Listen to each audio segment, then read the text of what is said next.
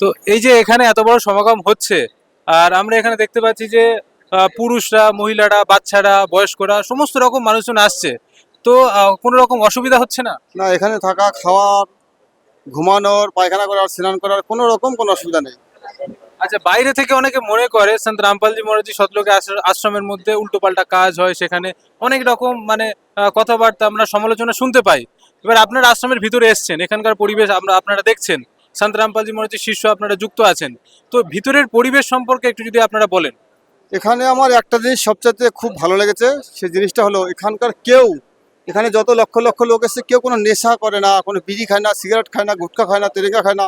কিন্তু অন্য কোনো অনুষ্ঠানে গেলে, অন্য কোথাও কোনো অনুষ্ঠানে গেলে আমরা দেখতে পাই সবাই, অনেকেই বিড়ি খায়, অনেকে খৈনি খায়, তেরেঙ্গা খায়, গুটখা খায়। একটা বাজে পরিবেশ তৈরি হয়। এখানকার পরিবেশটা একদম সুন্দর, পবিত্র, শুদ্ধ বাতাবরণ এখানে সবকিছু। আরেকটা বিষয় জিজ্ঞাসা করবো যে এখন অনেক ধর্মগুরু রয়েছে, আপনারা নদিয়া থেকে এসেছেন, ধর্মের প্রাণ কেন্দ্র বলে পরিচিত নবদ্বীপ, ইসকন, মায়াপুর থেকে শুরু করে প্রচুর মঠ মন্দির এবং বৈষ্ণবদের সেখানে একটা আখড়া বলা যায়। সেই জায়গাতে, সেই তীর্থক্ষেত্র ছেড়ে আপনারা নেপালে এখানে এসেছেন। তো দুটো জায়গার মধ্যে কি বিশেষ পার্থক্য আপনারা লক্ষ্য করেছেন?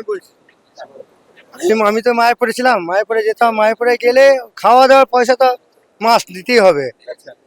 2 টাইম খাবার খেয়েছি, গেছিলাম। হ্যাঁ, সব খাবার 12:30টার সময় খাবার মোটামুটি 35 টাকা, রাত্রিরে খাবার 70 টাকা। তো এরকম পয়সা দিতে হয়। আমি যেতাম, আর যাওয়ার সময় হোটেল ভাড়া করতে হবে। আর এইখানে সন্তরাম পালজি মহারাজ আশ্রমে দেখুন না, যাকে জিজ্ঞেস করবেন কোনো পয়সাই লাগবে না, কোনো পয়সাই নাই, সব কিছু ফ্রি। ফ্রি, যা কিছু খাবেন সবই ফ্রি, যতবার খাবেন সবই ফ্রি।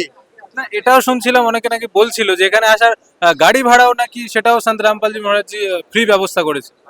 হ্যাঁ, অবশ্যই। এখানে আসার যে বাসে করে আমরা এসেছি জনকপুর থেকে, সম্পূর্ণ ভাড়াটা এখানের যে যিনি আছেন সন্ত রামপালজি মহারাজ, উনি আমাদের বাসের ব্যবস্থা করে দিয়েছেন।